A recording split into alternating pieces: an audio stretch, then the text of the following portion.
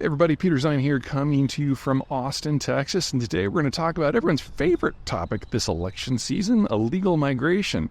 I've now down on record saying that if the United States hadn't had the wave of illegal migration that it had in calendar year 2023, about 2 million people, we'd probably be dealing with inflation north of 8% by now, so I figured that's worth a bit of an explanation.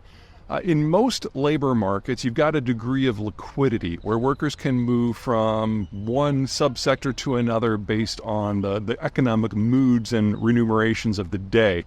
But for that to work, you can't be the United States. You see, here in the United States, the baby boomers are in the process of retiring. 2/3 of them have already gone, so we have a labor shortage. In addition, the United States in the midst of a massive reindustrialization wave as we prepare for the end of the Chinese system. Basically, if we want manufactured product, we have to build it ourselves. So demand has never been higher and supply has been curtailed, so we no longer have that pool of labor that can shift from one thing to the other or be tapped in terms of building booms. And so anyone who is removed from the system immediately generates a pulse that goes through the entire network that drives prices higher. So yes, there were 2 million people who crossed illegally last year. Most of them are in the workforce, most here in Texas. And as for the folks that are residing here illegally, which based on whose numbers you're using are somewhere between 7 and 14 million, that's another huge chunk of the labor force that actually outnumbers the number of folks the United States have who might theoretically be looking for jobs. Unemployment in the United States is below 4%. We're at historical lows right now, so if you were to move some of the people who were working, we'd feel it immediately. Now, not all jobs are equal. These illegal migrants do tend to cluster in 3 general categories. The first one is healthcare, particularly when you're talking about something that's on the edge of a janitorial job, moving people, clearing bedpans, that sort of thing. The second is in construction, especially industrial construction, because you remember the United States is needing to double the industrial plant. That doesn't happen without building a lot of stuff.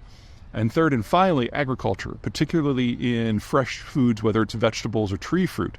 These last two are jobs that Americans just don't want to do or won't do or can't do. They're hot, they're heavy, they're outdoorsy working stuff. They're certainly not the sort of stuff that today's youth, especially Gen Z, is really interested in. And so that just leaves us with the illegal labor pool. If you were to move that labor pool from that, we wouldn't be able to harvest any of our fruits and vegetables, so say goodbye to most of the produce in most grocery stores. We certainly wouldn't be able to build new homes or new industrial plant, so say hello to dependence on China until China's gone, and then you just don't have stuff. And if you don't want to clean your own bedpan when you go into the hospital or you retire, well then, by all means, be against migration. The question, of course, is whether we can amend our legal structure so that we actually have a updated immigration system to process these people in a way that we find approving. At the moment, we haven't had meaningful immigration reform in this country since the 1980s, and folks on both sides of the political aisle have taken steps at multiple points to prevent that from happening.